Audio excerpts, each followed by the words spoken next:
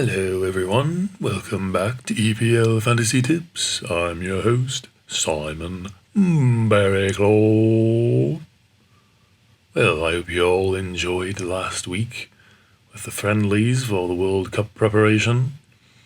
But then again, we're back at the real league here, EPL Fantasy. FPL Fantasy rather. As you can see from my squad, I've loaded up on Chelsea players for game week 10. I think Chelsea will do well. They're playing Wolves, and then next week they play Aston Villa. So I think I'll just keep them all on for the next couple game weeks. As you can see from my formation, I have 3-4-3 formation. My forward group is probably the weakest. I'll discuss that towards the end of the video. But as usual, let's start at the back and move from the goalkeepers to the defenders, midfielders and forwards at the end. So for my goalkeeper this week, I have Fabianski. They're playing Fulham.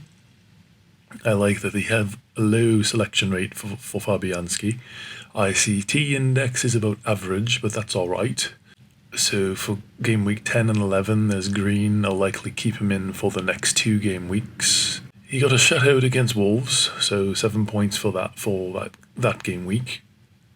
And I think for the next 2 game weeks, there's a good chance he could do the same. So I'm keeping Fabianski in for the goalkeeper. Onto the defenders now. Cancelo. Man C is playing Southampton. And I think Cancelo, I know he's over half the league have selected him, but there's a good reason for it.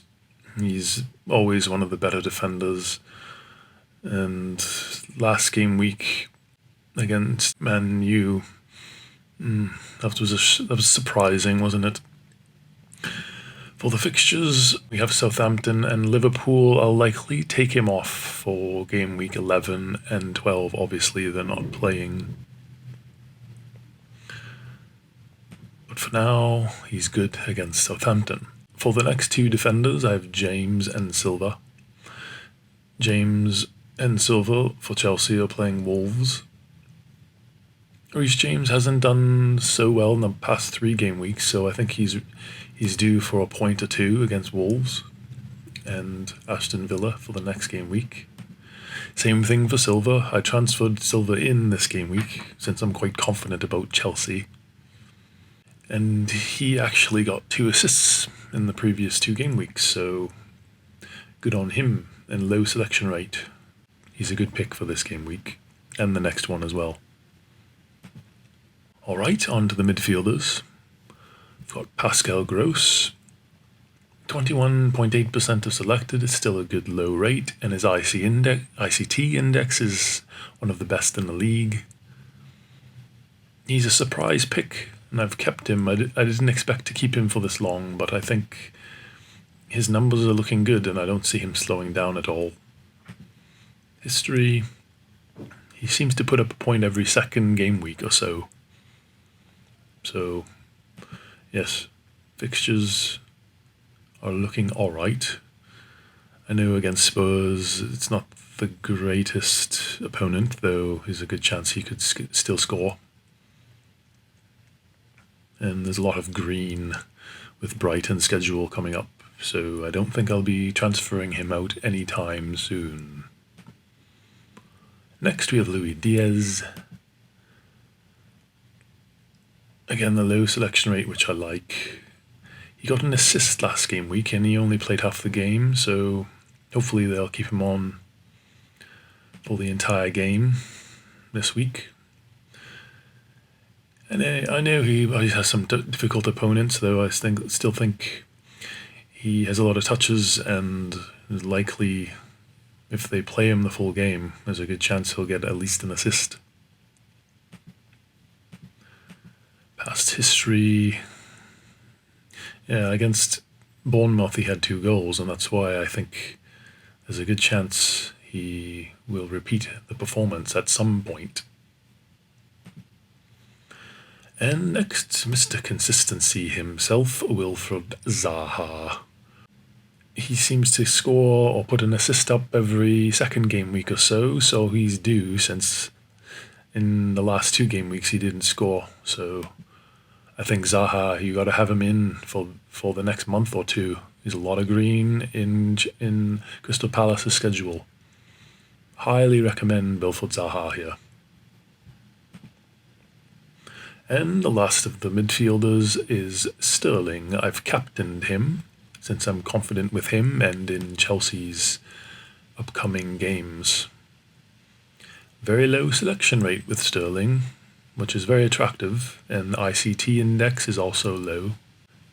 And he's playing every minute now of every game, not like he used to do with Man C. Chelsea has him on for the entire game, so I think for the next 2 game weeks there's a very high chance that he will get an assist or a goal, or even more.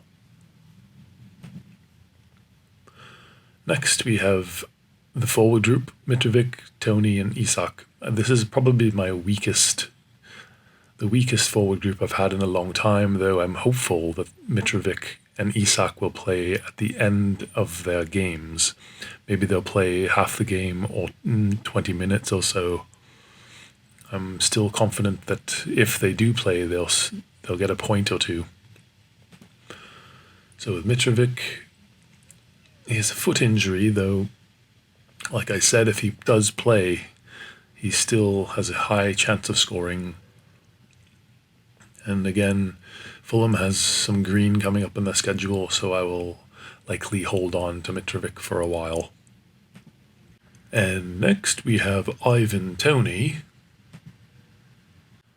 Goals scored. I'm hoping that he repeats that performance that he had against Leeds one day. I know it hasn't happened for the past 2 game weeks, though. If you look at his previous matches, he tends to put up point every second game week or so. He's probably due to do it again soon, and perhaps he'll do it against Newcastle. Newcastle seems to have a depleted squad at the moment, so it could be a good time. Could be a good time for him. And last but not least, we have Isak. As I mentioned, Newcastle has injury problems, and he's one of the problems. Though I'm hopeful that he could potentially return for the last 20 minutes of the game, perhaps. I know it's unlikely, but if he doesn't play, I have players on the bench that will take his place. I really like Isak because his selection rate is low and his ICT index is on the rise. Not many people in the league have selected him, and when he does play, he's likely to score. He scored a goal against Liverpool, who's a difficult opponent, and he scored against Bournemouth. And he didn't play in the previous game week, so I think that when he does return to the pitch, whenever that is, he's likely to score or get an assist. And the fixtures coming up for Newcastle are looking good as well. Brentford, and again, he probably won't play, but there's a slight chance that he could come in for the last 20 minutes or so. And Man U, a little bit more difficult there, though. When he does come back, even if it's against Man U, I'm confident he will score or get an assist. And if he doesn't come back in against Man U, which I think he will, then he will definitely come back against Everton. So the reason why I'm keeping him is because I just recently transferred him in last game week. Then unfortunately he got injured when he was playing for Sweden. So anyway, let's hold on to Isak and roll out the red carpet for when he returns. I hope you enjoyed this video. Please like and subscribe if you haven't already. And as you all know, if you've watched my previous videos, this is Simon Berrycloth, and this is EPL Fantasy Tips on YouTube.